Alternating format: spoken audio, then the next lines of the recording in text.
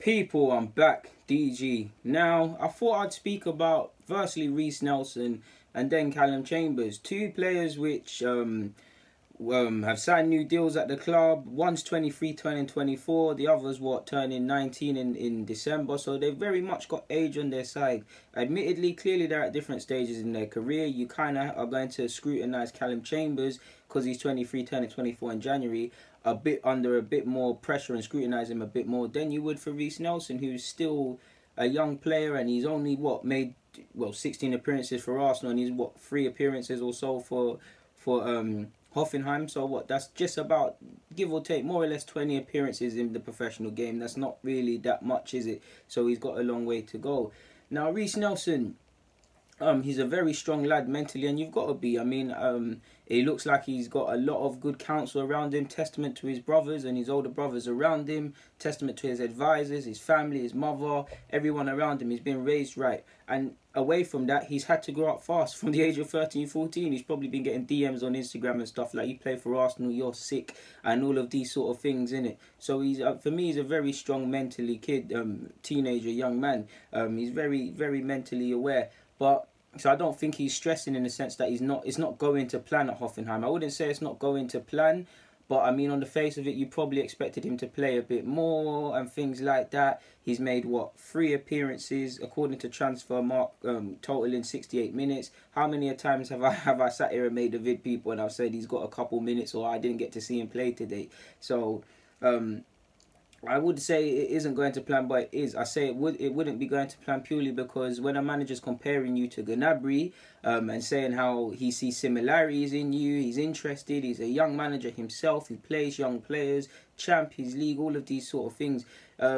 You would think you would think going there you'd be playing football and stuff like that. He's not naive. He knows that essentially he has to start again from the bottom. Nobody is, for want of better words, nobody cares that he's Reisse Nelson with the potential to be a great player at Hoffenheim. There's young players there in that side themselves who want his spot. There's people that are scrutinising him, his senior pros, thinking, all right, cool, you play for Arsenal, prove it. So he's got to show it in training. It's still early, so you wouldn't expect him to be... He probably didn't expect to hit the ground starting every game and stuff like that. I mean, you probably would when you hear people calling you Gnabry, but you probably wouldn't. So he's had to earn it. He's had to be patient in training. He's had to really bide his time. I mean, clearly the manager trusts him. He did get a start. He was hooked after half-time. At half-time, it didn't go to plan. He obviously started off very well when he came off the bench and bagged. And then he's really had to bide his time. He didn't get to play in the last game. And he didn't get to come on against City, which I was quite upset about. So yeah, but I also think like, no, how do I make this make sense? I need to structure what I'm talking about. Firstly, he knows he has to earn the trust. I mean, clearly, I don't want to say Nagelsmann doesn't trust him, but he needs to earn his trust to believe that, all right, cool, I can start you and you're gonna play. It's not gonna be plain sailing. Look at the bit Sancho's doing for Dortmund. He's not a starter yet like that, so he's got to earn his spot, even though I think he deserves it. But maybe the manager, after initially saying he sees similarities to Gnabry, has seen something different in training to suggest that he's not quite ready and he needs to slow it down. Maybe maybe Reisse Nelson isn't showing something he wants to see in training. I don't know. And I also think about it like this.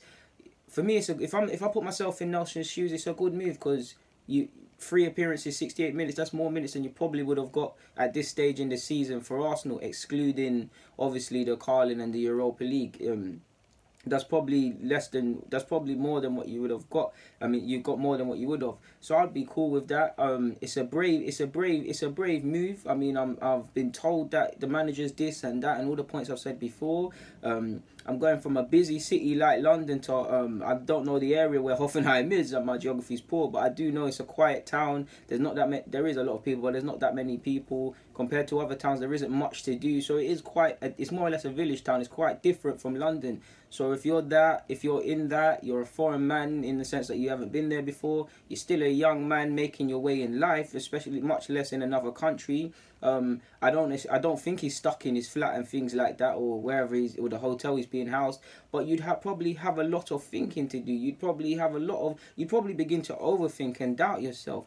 Clearly, Reese Nelson isn't at the playing level that many people think he is, and that's not a bad thing. He can't control the hype. He's a good player with a great future, but he can't control people saying, bigging him up before he's kicked a professional ball for Arsenal, saying he's the best talent since Wilshere, and then he has a so-so game, and then the same people that build him up are the ones to call him overrated. So it's still early in the season. We're only in October. He can still cement his side cement his place in the side. He's only in his teens, so this alone doesn't define him. He just comes back to Arsenal with more confidence and a bigger player. But yeah, man, like you'd be forgiven for thinking he'd play a bit more, in my opinion. But it's down to him. I actually believe, regardless, this will make him a greater person beyond football, because he's been out of his comfort zone. He's not by himself, but he's more or less by himself in another country, new language, new food, new way of life. All of these sort of things is going to make him a greater man. So I mean, I praise him, because if this was another job, people would praise it a bit more. Like, just say he was an accountant, a teenage accountant. He's left. He wasn't getting opportunities at his firm, so he showed balls to go to a foreign country and join another firm which wanted to give him more importance in their side. That would be applauded. Now, Nelson provides great depth for Nagelsmann. He brings him a lot to the squad, but clearly he's not showing something that he's worthy to start. So it's still early, but and he's got a goal, but 68 minutes, 3 appearances. This isn't exactly at this stage in the season where you thought he would be. But I still believe in him, and it's just down to him to prove it and be hungry and stuff like that. This just like he started again essentially. Nobody cares that he's Reisse Nelson. He's one of the great young players at Arsenal. He's just a name and a number and another player in regards to the manager's selection at the weekends. So it's down to him in every training session to show Nagelsmann that you can't not allow me in this. You've got to play me. I have to be the first name on your team sheet. Training, when you're reviewing training sessions, I'm the first name that comes to mind. So yeah, man. And obviously you've got Calum Chambers. Initially was bigged up by Unai Emery, talked about us having a great future.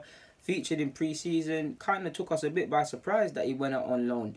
Not from his point of view, he does need to play football, but in regards to what Unai Emery was saying, he's gone to Fulham again. Like Nelson, it's still very early, and I do think Fulham's in a bit of a different place in that they look all over the place. We've ironically got them on the weekend, but they look all over the place defensively. I've seen them play Tim Ream, Mawson, Chambers, Fosu Mensah. It don't look like the manager knows his best defence or what he wants to go with. So it's not anything to do with Chambers or anyone. There's a problem within the side defensively. But he's 23 turning 24. He's not that 18, 19-year-old kid that came through under Nigel Atkins with Luke Shaw, Ward Prowse and all the others that were about at the time. He needs to show something.